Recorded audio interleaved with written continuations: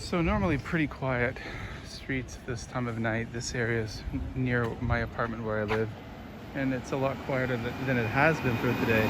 But this is a COVID testing line, and right now here in the city of Shenzhen in China, the COVID testing lines all around the city have been crazy all day long. They're basically set up every single day, and we have to get COVID tests on a very frequent basis here. Right now, schools have been closed for months. Kids have been doing online learning, both at local Chinese schools and international schools. And I've been at home for 3 months teaching online. My kids have been home for a few months. And finally, this is the week we get to go back to school. And in order to do that, we have to have COVID tests every day of the week and have proof from our health records to send to the schools that that's the case, and then we can attend. My son gets to go back to school tomorrow, my daughter on Friday. This, by the way, is kind of an ornamental thing. It's just kind of like a little police wagon. It's been parked here for a couple of years. There's never anyone inside it, but I think it's put on this corner. This intersection doesn't have lights, traffic lights. It desperately needs them, but I think this is by the police putting this here. It's their way to try to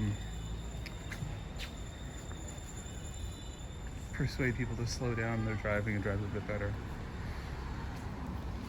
Yeah, okay, so here we are. That's what's happening.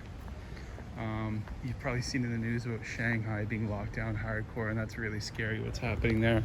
Now, we were locked down. If you follow me on my social media, we were locked down here in Shenzhen pretty hard about a month ago. 3 weeks ago, about a month ago. But for us, it was really only for a week, and the cases of COVID were very small. But in this zero COVID policy country, Shanghai it's really kind of gotten out of control. So things are getting pretty harsh up there for people. I hear that there's food shortages, and I know this firsthand from people I know who are living up there. Things are pretty dire. So hopefully things will get better soon for them. Yeah, so that's where we're at. I hope you guys are all doing well.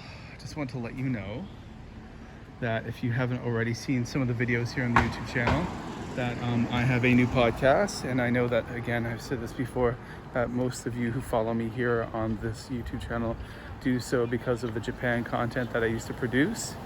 I'm no longer in Japan at the moment. At the time being, long term I will be.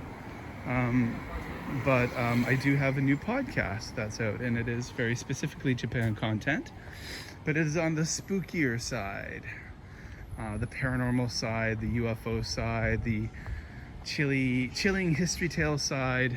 It's called the Supernatural Japan Podcast, and I put this together because I just have to admit that the paranormal supernatural is a genre of podcast that I enjoy listening to. I listen to quite a few different ones. Maybe because I grew up on the east coast of Canada, Nova Scotia. It's a very superstitious place. A lot of folklore, a lot of ghost stories. Grew up with ghost stories around the campfire. Grew up with ghost stories at sleepovers. A lot of local lore about things like fairies and different types of mystical creatures. That was a big part of the culture of where I grew up. So I think I've always enjoyed it. This week's episode is episode 3. We've got 3 episodes out so far. The first episode is about the Sinichi department store fire, which happened in Osaka back in 1972. A lot of people died there, and that is now that was in the Namba district of Osaka, where Bic Camera is now. Episode 2 was about the round schoolhouse in Bibai, Hokkaido, and that is said to be one of the most haunted places in Japan.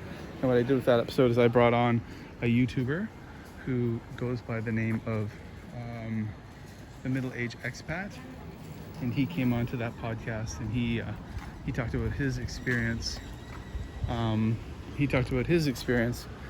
up to Hokkaido and checking it out for himself. That was a cool interview. And episode 3 just came out. A couple of hours ago, and that's about the 1986 JAL, or Japan Airlines Flight 1628 UFO incident, where a JAL or a JAL cargo flight crew found themselves caught up in one of the kind of most famous UFO cases of all time. So yeah, go check that out, guys. All the links are below.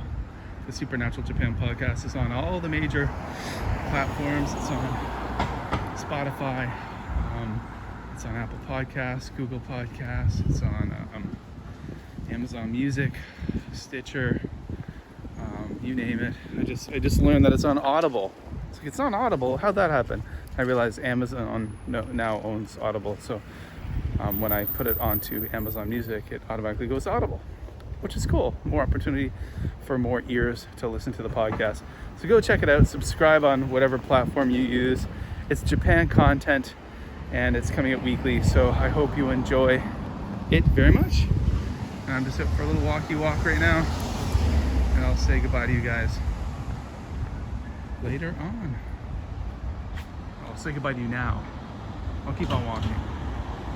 Some really tall buildings there, huh? Those are all apartment blocks.